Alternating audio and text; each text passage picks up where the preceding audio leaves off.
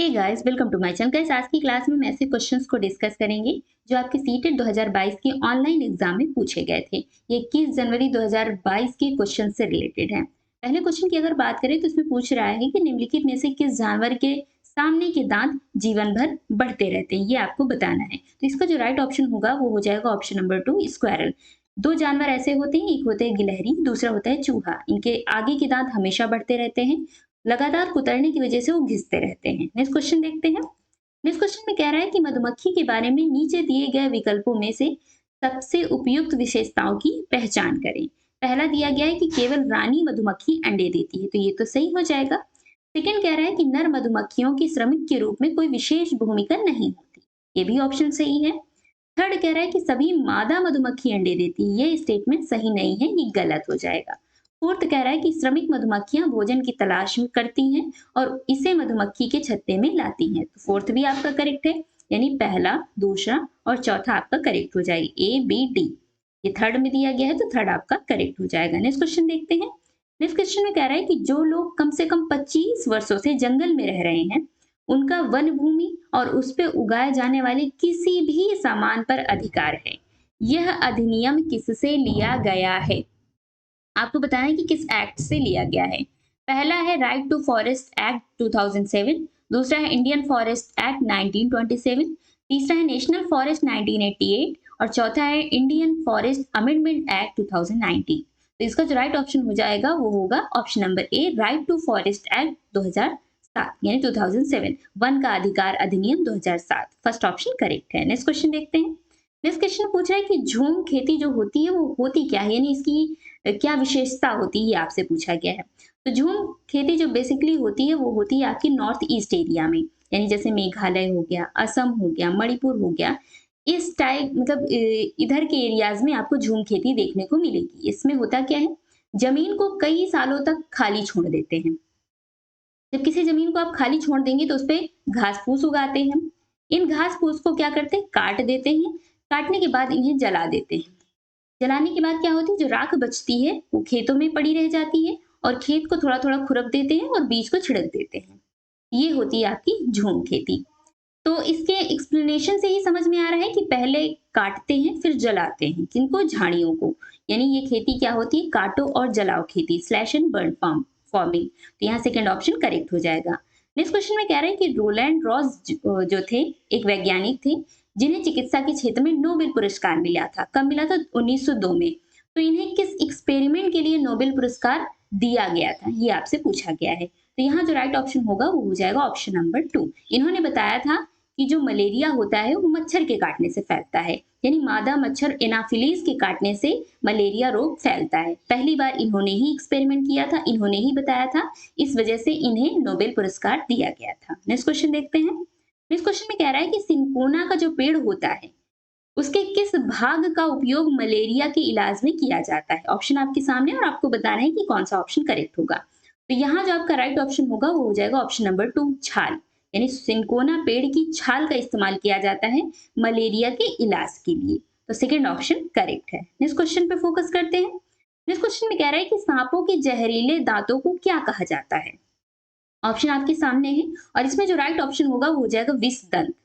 सांप के आगे के 2 खोखले दांत होते हैं जिससे जो उनका जहर होता है वो मनुष्य की बॉडी में इंजेक्ट होता है। और हमारे इंडिया में 4 प्रकार के ही जहरीले सांप पाए जाते हैं, जिसमें आ जाता है एक नाग, कुरैद, अफाई, ये 3 हो गए, एक और होता है। यानी 4 प्रकार के सांप ही, जहरीले सांप भारत में पाए जाते हैं। नेक्स्ट क्वेश्चन देखते हैं। नेक्स्ट क्वेश्चन में कह रहा है कि एकल परिवार में कौन कौन शामिल होते हैं, यानी जो एकल फैमिली होती है, न्यूक्लियर फैमिली होती है, उनमें कौन कौन होते हैं। तो इसका सिंपल सा आंसर हो जाएगा कि न्यूक्लियर फैमिली में माँ बाप और उनके बच्चे होते हैं। अगर इससे ज्यादा लोग रह रहे हैं तो इसका मतलब है वो ज्वाइंट फैमिली है। तो यहाँ आपका ये आंसर हो जाएगा। नेक्स्ट क्वेश्चन में कह रहा है कि एनसीईआरटी 2005 ने कक्षा 3 से 5 तक के इन्वायरमेंटल स्टडीज को थीमों में डिवाइड किया गया है। तो कितने थीम में इन्होंने डिवाइड किया है, तो इसका जो आंसर होगा वो क्या होगा, इन्होंने 5 थीम में डिवाइड किया है, जिसमें आ जाते हैं आपके family and friends, food, water, shelter, travel, things we make and do. इससे रिलेटेड क्वेश्चन पूछ लिया जाता है, आपको 4 ऑप्शन दे दिए जाएंगे और इसमें से आपसे कहेगा कि बताइए इनमें से कौन सी थीम है। तो आपको अगर आपको पता है कि 5 थीम कौन-कौन सी है तो आप आसानी से बता पाएँगे। अगर हम फैमिली एंड फ्रेंड्स की बात करें कि तो इसके उप थीम्स भी होती हैं, यानी सब themes. Relationship, work and play, animals and plants. ये क्या है? फैमिली एंड फ्रेंड्स की सब थीम है। यहाँ हमने थीम्स को कवर कर लिया। नेक्स्ट क्वेश्चन देखते हैं।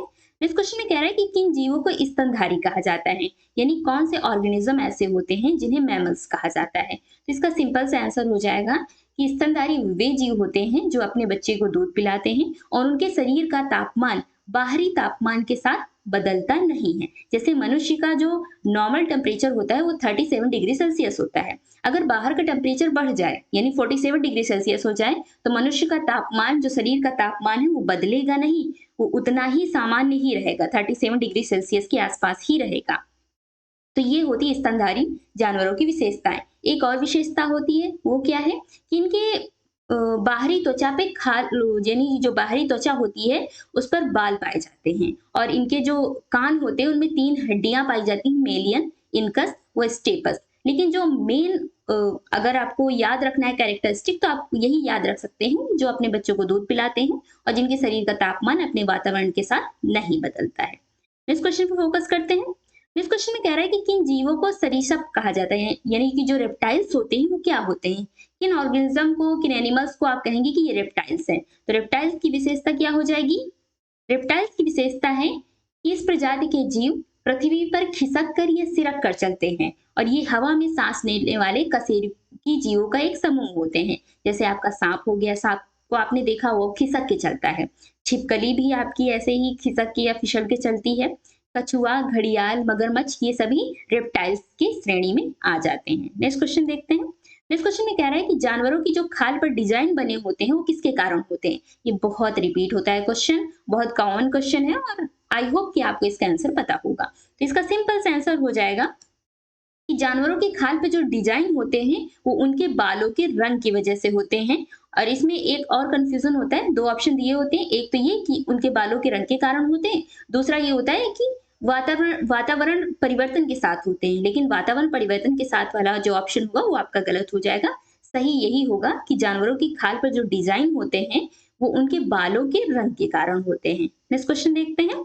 इस क्वेश्चन में कह रहे हैं कि जो जानवर रात को जागते हैं वो हर चीज को किस रंग की देखते हैं। यानी जो जानवर रात में जागने वाले होते हैं, जैसे आपका उल्लू हो गया, ये क्या होता है, रात में जागता है, तो ये हर चीज को किस रंग में देखता है। तो इसका सिंपल सा आंसर है कि इन्हें हर चीज ब्लैक एंड व्हाइट दिखती है। जैसे ब्लैक एंड व्हाइट टीवी नहीं पहले चलती थी कि हर चीज बस ब्लैक एंड व्हाइट ही दिखता है, तो वैसे ही सेम इन जानवरों के साथ भी होता है कि ये रात में जागते हैं तो इन्हें हर चीज ब्लैक एंड व्हाइट ही दिखती है। खुद को मत इंक्लूड कर लेना, मनुष्य नहीं आता इसकी श्रेणी में। नेक्स्ट क्वेश्चन देखते हैं।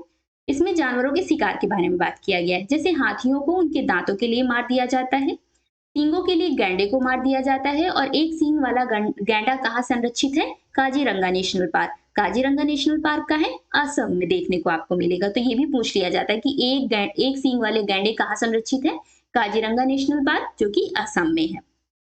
फिर कह रहा है कि शेर, मगरमच्छ और सांप को खाल के लिए मार दिया जाता है, यानी इनकी मार के इनकी खाल को निकाल लिया जाता है और उसका इस्तेमाल करते हैं ये लोग।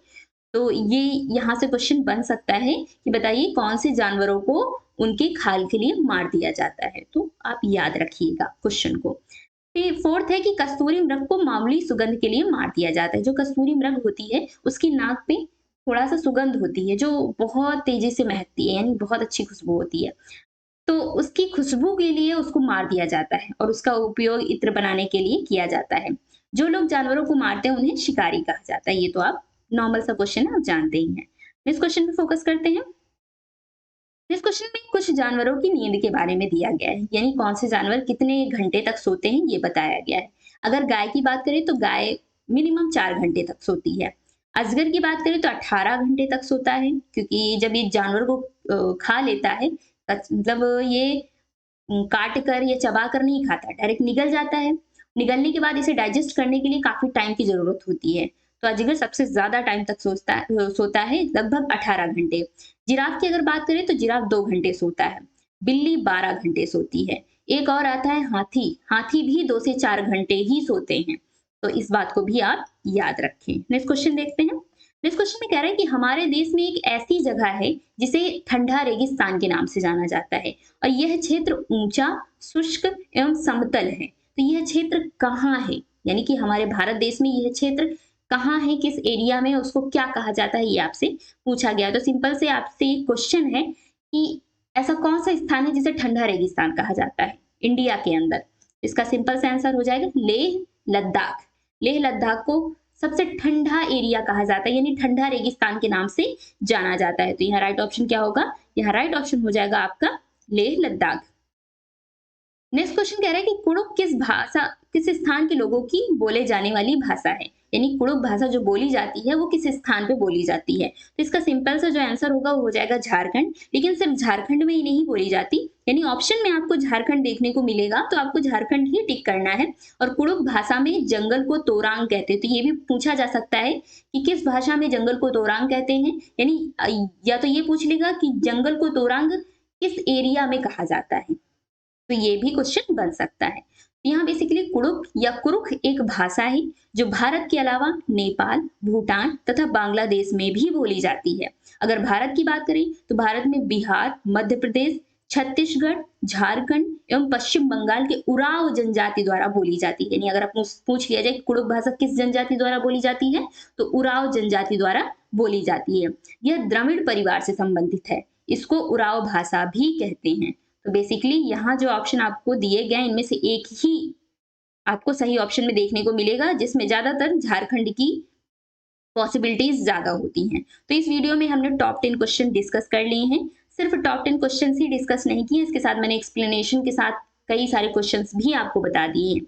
ये पीडीएफ आपको फ्री में मिल जाएगी, डिस्क्रिप्शन में चाहिए वहां टेलीग्राम चैनल का लिंक दिया हुआ है, लिंक को क्लिक कीजिए, ग्रुप को ज्वाइन कीजिए। वहां ग्रुप में आपको कई सारी पीडीएफ देखने को मिल जाएंगी, ये पीडीएफ भी आपको वहीं देखने को मिलेगी। आप वहां से पीडीएफ को डाउनलोड कर सकते हैं, अच्छे से रीड कर सकते हैं। किसी भी क्वेश्चन में कोई प्रॉब्लम है, प्रिपरेशन में कोई दिक्कत आ रही है, नहीं समझ आ रहा है कोई टॉपिक, कैसे प्रिपरेशन करनी है, कुछ भी अगर रिलेटेड है सीटेट के एग्जाम से, कुछ भी क्वेश्चन अराइज हो रहा है आपके माइंड में, तो आप मुझसे कमेंट करके पूछ सकते हैं। मैं डेफिनेटली कोशिश करूंगी कि आपके डाउट को क्लियर कर सकूं और आपकी हेल्प भी कर सकूं। अगर आपको वीडियो अच्छा लगा तो प्लीज वीडियो को लाइक कर दें, चैनल को सब्सक्राइब कर लें, क्योंकि आपके एग्जाम तक डेली आपकी क्लासेस चलती रहेंगी और इंपॉर्टेंट क्वेश्चंस को भी हम डिस्कस करते रहेंगे। इस वीडियो को देखने के लिए आपका बहुत बहुत धन्यवाद। Thank you.